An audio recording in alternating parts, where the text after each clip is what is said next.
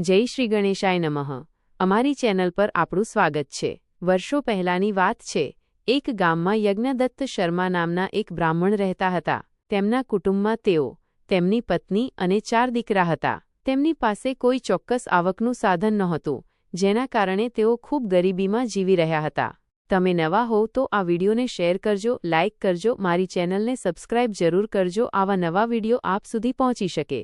યજ્ઞદત્ત રોજી રોટી માટે આજુબાજુના 2-3 ગામોમાં ભિક્ષા માંગવા જતા, પણ ભિક્ષામાં ખૂબ ઓછી મળી રહેતી, જેથી તેમની પત્ની ગોમતી પણ જંગલમાંથી લાકડા કાપીને વેચવા જતી। આમ તેઓ તકલીફભર્યું જીવન જીવી રહ્યા હતા। એકવાર ગોમતી જંગલમાં લાકડા કાપવા ગઈ। તે એક મોટા વૃક્ષ પર ચડી અને એક ડાળી પર પગ રાખીને બીજી ડાળ કાપી રહી હતી। એ સમયે અચાનક જે ડાળ પર તે ઊભી હતી તે તૂટી ગઈ। ગોમતી ઊંચાઈથી સીધી જમીન પર પડી, જેના કારણે તેના હાથ પગના હાડકાં તૂટી ગયા અને તે બેહોશ થઈ ગઈ। ત્યાંથી પસાર થતા એક ગોવાળિયાએ ગોમતીને બેહોશ હાલતમાં જોઈ। તેને દયા આવી અને તે તરત નજીકના ખેતરના માલિક પાસે ગયો અને બધી હકીકત કહી। ખેડૂતને પણ દયા આવી અને તેણે તરત જ ગાડું તૈયાર કરાવ્યું, સાથે 2-3 તરોપા લીલા નારિયેળ લીધા અને જ્યાં ગોમતી પડી હતી ત્યાં પહોંચ્યો। ખેડૂતે ગોમતી પર હળવો પવન છોડ્યો અને સહેજ પાણી છાંટ્યું, જેનાથી ગોમતી ધીમે ધીમે સંભળાવા લાગી। તેને તરોપાનું પાણી પીવડાવવામાં આવ્યું અને પછી ગાડામાં સુવડાવીને ઘરે લઈ આવ્યા। આ સમયે બ્રાહ્મણના 2 નાના દીકરા ઘરે હતા, જ્યારે મોટા 2 દીકરા પાઠશાળાએ ગયા હતા અને યજ્ઞદત્ત ભિક્ષા માગવા બહાર ગયા હતા। જ્યારે બંને નાના દીકરાઓએ પોતાની માતાની હાલત જોઈ, ત્યારે તેઓ રડવા લાગ્યા। ખેડૂત અને ગોવાળિયાએ ગોમતીને ઊંચકી ઘરમાં સુવાડી। અડોસ પડોશના લોકો પણ ભેગા થઈ ગયા।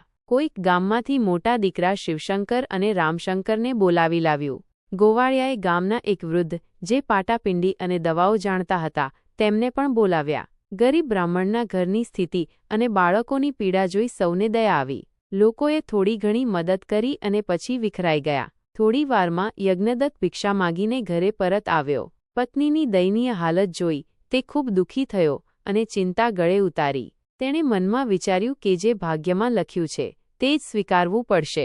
પોતાના કુટુંબને ટેકો આપવા માટે યજ્ઞદત્તનો એક દીકરો ભણતર છોડીને કામમાં લાગી ગયો। આમ તેમ કરીને યજ્ઞદત્ત દિવસો પસાર કરતો રહ્યો। 2-3 મહિના બાદ ગોમતી સંપૂર્ણપણે સાજી થઈ। આ દરમિયાન શિવશંકર યુવક થયો અને ગોમતીએ યજ્ઞદત્તને તેના લગ્નની વાત કરવા કહી। યજ્ઞદત્તે કહ્યું, 6 જણના કુટુંબનું ગુજરાન ચલાવવું મુશ્કેલ છે, તો 7મી પારકી જની લાવીને એને શા માટે આ દુઃખમાં નાખવું? ગોમતીએ જવાબ આપ્યો, આપણા સમાજમાં સાથે મળીને જીવવાનું છે। પુત્ર જ્યારે લગ્ન લાયક થાય ત્યારે તેનું લગ્ન કરાવવું એ આપણી ફરજ અને ધર્મ છે। ગોમતીની આ વાત યજ્ઞદત્તને ગળે ઉતરી અને તેણે આજુબાજુના ગામોમાં શિવશંકર માટે યોગ્ય કન્યાની શોધ શરૂ કરી। યજ્ઞદત્ત યોગ્ય કન્યા શોધવા માટે નીકળ્યો, પણ તેની ગરીબાઈ જાણનારા સંબંધીઓએ તેની વાત કાને ન ધરી। આમ રખડી રખડી એક દિવસ સાંજે થાકી હારીને ઘરે પરત ફર્યો અને બેઠો। એટલામાં એક વૃદ્ધ વટેમાર્ગી તેના ઘેર આવ્યા અને પાણી માંગ્યું। યજ્ઞદત્તે પ્રેમપૂર્વક તેમને પાણી પીવડાવ્યું। તે વટેમાર્ગી ગામના પટેલ હતા અને યજ્ઞદત્તને ઓળખતા હતા। યજ્ઞદત્તે પૂછ્યું, પટેલ, તમારા ગામમાં મારા જેવા ગરીબ પરિવારની કોઈ કન્યા હોય તો મારા દીકરા શિવશંકર માટે સગાઈની વાત કરવી છે। પટેલે કહ્યું, આ તો એકદમ યોગ્ય વાત કરી। મારી પડોશમાં એક બ્રાહ્મણ કુટુંબની કન્યા છે, જેનું નામ કોકિલા છે। દુઃખદ વાત એ છે કે 3 મહિના પહેલાં તેના માતા પિતા અચાનક મૃત્યુ પામ્યા અને હવે તે પોતાના કાકા સાથે રહે છે। એમણે મને યોગ્ય મકરંદ શોધવા કહ્યું છે। જો તમારું મન હોય તો આજે જ મારી સાથે ચાલો, રાત્રે ત્યાં રોકાઈએ અને સવારે વાત કરીએ। યજ્ઞદત્તે પત્ની ગોમતી સાથે ચર્ચા કરી અને તરત જ પટેલ સાથે નીકળી પડ્યો। રાત્રે સત્સંગ કર્યા અને સવારે કન્યાના કાકા સાથે વિગતવાર ચર્ચા કરી। બંને પરિવારે સગાઈ નક્કી કરી અને લગ્ન માટે તિથિ પણ નક્કી કરી। પોતાની સ્થિતિને ધ્યાનમાં રાખીને યજ્ઞદત્તે અનુકૂળ રીતે લગ્ન ઉજવ્યા। કોકિલા સુશીલ અને સંસ્કારી કન્યા હતી। લગ્ન પછી તેણે ઘરમાં બધું કામ સંભાળી લીધું। તેમ છતાં ગરીબી અને ઘરની હાલત જોઈ તેને અંદરથી દુઃખ થતું। એકવાર કોકિલા સવારે ગામના કૂવા પર પાણી ભરવા ગઈ। તે સોમવારનો દિવસ હતો। તેની બિનપની સુરેખા પણ ત્યાં પાણી ભરવા આવી, પણ મોડી પહોંચી। કોકિલાએ પૂછ્યું, બેન સુરેખા, શું થયું? આજે તમારે મોડું કેમ થયું? સુરેખાએ હસતા જવાબ આપ્યો, બહેન, વાત તો મજાની છે. હું શ્રી સિદ્ધેશ્વર મહાદેવનું વ્રત રાખી રહી છું, જેથી મને પુત્ર પ્રાપ્તિ થાય. સોમવારના દિવસે શ્રી સિદ્ધેશ્વર મહાદેવનું વ્રત કરવું પડે છે. દર સોમવારે આ વ્રતની કથા સાંભળવી અને યંત્રનું પૂજન કરવું જરૂરી છે.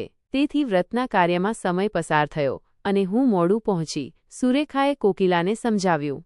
પાણી ભરવા આવેલી અન્ય મહિલાઓમાંથી 2-3 જણ પણ વાતમાં જોડાઈ અને બોલી, અમારું પણ આ સોમવારથી વ્રત શરૂ થયું છે. ભગવાન સિદ્ધેશ્વર મહાદેવનું વ્રત તો તરત જ પરચા આપે છે.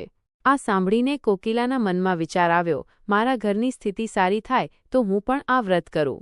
પાણી ભરી લીધા પછી કોકિલાએ સુરેખાને પૂછ્યું, બહેન સુરેખા, મને પણ ભગવાન સિદ્ધેશ્વર મહાદેવનું વ્રત કરવાનું મન થાય છે. કૃપા કરીને તમે મને આ વ્રતની વિધિ અને મહત્વ સમજાવો. સુરેખાએ હસતા જવાબ આપ્યો, હા, જરૂર, હું તને સંપૂર્ણ વિગતથી સમજાવું. સૌરાષ્ટ્રમાં મૂળ દ્વારિકા નામનું પ્રાચીન અને પૌરાણિક તીર્થ છે. ત્યાં શ્રી સિદ્ધેશ્વર મહાદેવનું મંદિર આવેલું છે. લગભગ 5000 વર્ષ પહેલાં, જ્યારે ભગવાન શ્રીકૃષ્ણ મથુરા છોડીને નવી રાજધાનીની શોધમાં હતા, ત્યારે આ તીર્થ માર્ગમાં આવ્યું. આ સ્થળ પ્રકૃતિના સૌંદર્યથી ભરેલું હતું, જે જોઈને શ્રીકૃષ્ણ ખૂબ ખુશ થયા. તેઓએ અહીં એક નગરીની રચના કરી અને તેનું નામ મૂળ દ્વારિકા રાખ્યું. શ્રીકૃષ્ણે અહીં શ્રી સિદ્ધેશ્વર મહાદેવની સ્થાપના કરી અને ભગવાન શંકરને પ્રગટ થવા માટે પ્રાર્થના કરી. ભગવાન શિવ ત્યાં શિવલિંગ સ્વરૂપે પ્રગટ થયા અને શ્રીકૃષ્ણની પૂજા સ્વીકારી. આ વ્રત કરવાથી મનોવાંછિત ફળ મળે છે. જે કોઈ શ્રદ્ધાપૂર્વક શ્રી સિદ્ધેશ્વર મહાદેવનું વ્રત કરે તેને ભગવાન ભોળાનાથ શિવજી આશીર્વાદ આપે છે.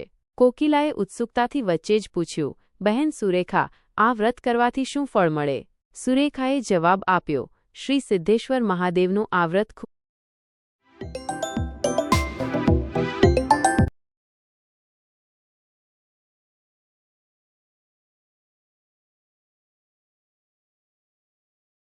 ખૂબ જ શક્તિશાળી છે. જે કોઈ આ વ્રત કરે તેને શ્રી શિવજી વિશેષ આશીર્વાદ આપે છે અને જીવનમાં સુખ શાંતિ તથા ઇચ્છિત ફળ પ્રાપ્ત થાય છે.